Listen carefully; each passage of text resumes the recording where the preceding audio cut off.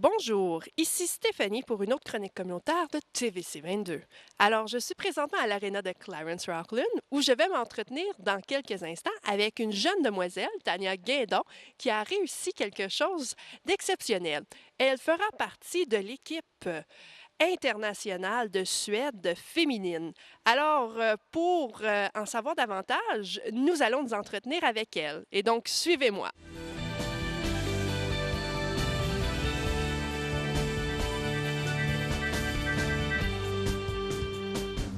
Et donc, bonjour Tania. Merci d'avoir pris le temps de nous parler aujourd'hui. Merci à vous.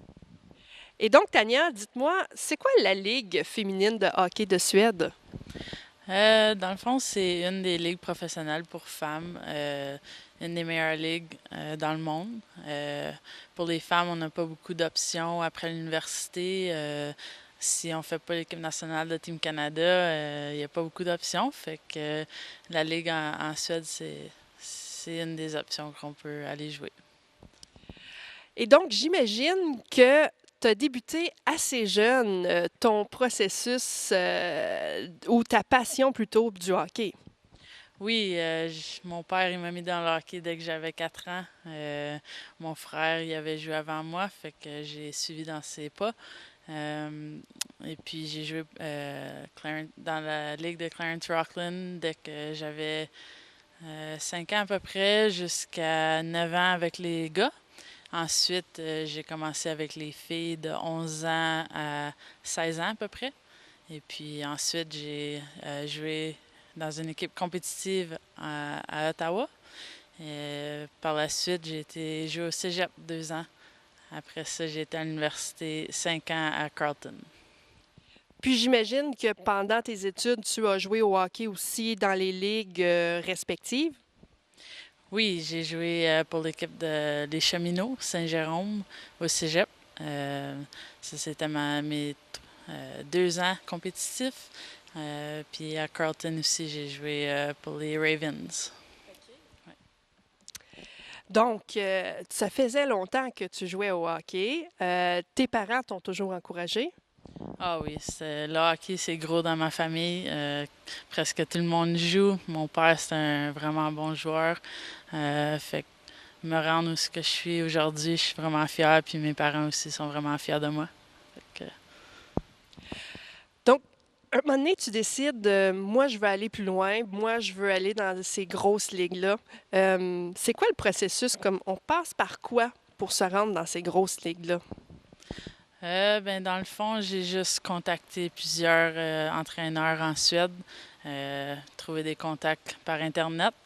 Euh, et j'espérais avoir des réponses. Si les entraîneurs étaient intéressés, par la suite, j'ai envoyé une vidéo de toutes mes highlights à l'université. Et puis,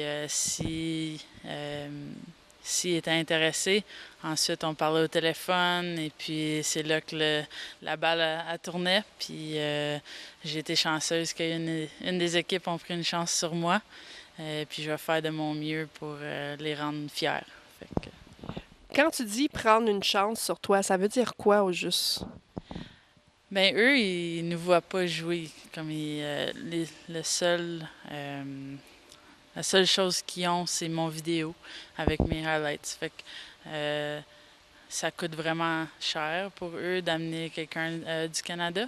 Fait que c'est pour ça qu'ils prennent une chance, disons, parce que euh, les autres, ils veulent avoir la meilleure équipe pour l'année suivante.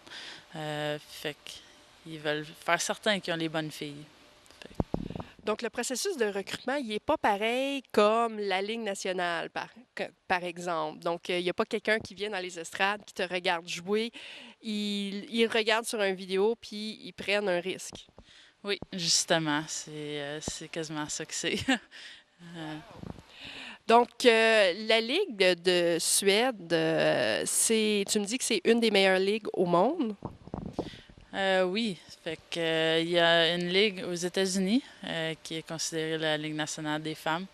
Euh, mais à part de ça, pour les femmes en tout cas, en Suède, c'est la deuxième meilleure option où si tu peux te faire payer. Euh, puis tu peux jouer jusqu'à 40 games. Fait que c'est comme la Ligue nationale pour les femmes. Et donc, je me demandais si c'est assez commun pour des Canadiens d'être dans les ligues, justement, européennes. Non, dans le fond, j'ai regardé plusieurs équipes de cette ligue-là, puis il n'y en a pas beaucoup. C'est dispendieux pour les équipes en Suède d'amener des filles du Canada. Donc, pour eux, c'est plus bénéfique d'amener des gens de la Suède, la Norvège, plutôt qu'au Canada. Donc, c'est ça. Donc, j'imagine que tu dois être quand même très bonne. Ben, je veux pas trop parler de moi-même, mais j'ai travaillé vraiment fort pour me rendre où ce que je suis.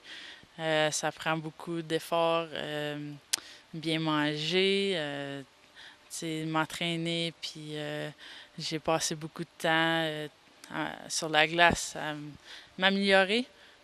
Comme j'ai dit, j'ai commencé compétitif plus tard que les autres. Donc, il fallait que je travaille doublement plus fort pour me rendre ici. Fait que non, je suis fière de ce que je suis rendue, puis j'ai hâte d'aller à la prochaine étape. En effet. Donc, pour quelqu'un comme moi qui ne sait pas l'investissement que ça représente, le hockey, combien d'heures par semaine tu prends à t'entraîner juste pour le hockey? Les heures, oh, c'est beaucoup. Ben, je m'entraîne 7 fois semaine. Fait que je suis au gym 1 heure et demie à chaque jour. Ensuite, j'adore les sports, fait que je joue au hockey-ball environ 3 fois semaine. Je joue au baseball, n'importe quoi qui va me garder actif. Mais à l'université, tu sais, on pratique à chaque jour. J'étais toujours la première sur la glace, la dernière à débarquer. N'importe quoi qui était pour m'aider à me rendre sur une équipe professionnelle. Parce que le hockey, ça a toujours été là pour moi, c'est dans ma famille, puis c'est ça que je voulais. Fait que, ouais. Quand tu as reçu la nouvelle que tu t'en allais dans la ligue, comment est-ce que tes parents et tes amis ont réagi? Ben, ma mère est un peu triste, non? Oui, non, ils sont vraiment fiers de moi. Ma famille a toujours été en arrière de moi, puis elle m'a supporté. Fait que, oui, c'est triste parce que je viens un petit village, puis on est vraiment proches, mais ils sont fiers de moi, puis ils vont me supporter. N'importe quelle décision que je vais prendre, ils vont être là. Puis finalement, de quelqu'un qui s'en va justement à la prochaine étape, quel serait le meilleur conseil que tu aurais à donner à un jeune qui aujourd'hui commence le hockey puis qui aimerait aboutir dans les ligues comme les tiennes? Je dirais de jamais lâcher. Si c'est ça que tu veux, fonce, puis travaille plus fort que les autres. Ça vient pas facile, mais si tu veux vraiment, tu peux y en arriver. Quand j'ai commencé le hockey à Clarence Rockland, les femmes, fallait jouer avec les gars, il n'y avait pas beaucoup d'équipes de filles. Maintenant, c'est différent. Le hockey féminin, ça prend une grosse place maintenant. Fait que je dirais aux jeunes filles de, même si tu fais pas Team Canada, il y a d'autres options, puis de jamais lâcher si c'est ça que tu veux. Bien, merci beaucoup, Tania, d'avoir pris quelques temps pour nous parler. Merci beaucoup. Et donc voilà, nous souhaitons bonne chance à Tania et peut-être dans un futur rapproché, nous allons la voir dans certains médias et elle va avoir eu tout un succès. Et donc, la morale de cette fantastique chronique, c'est que ne lâchez surtout pas. Vous avez des rêves, poursuivez-les. Et qui sait, vous allez peut-être les aboutir. Et donc, ce fut Stéphanie pour une autre chronique communautaire de TVC 22.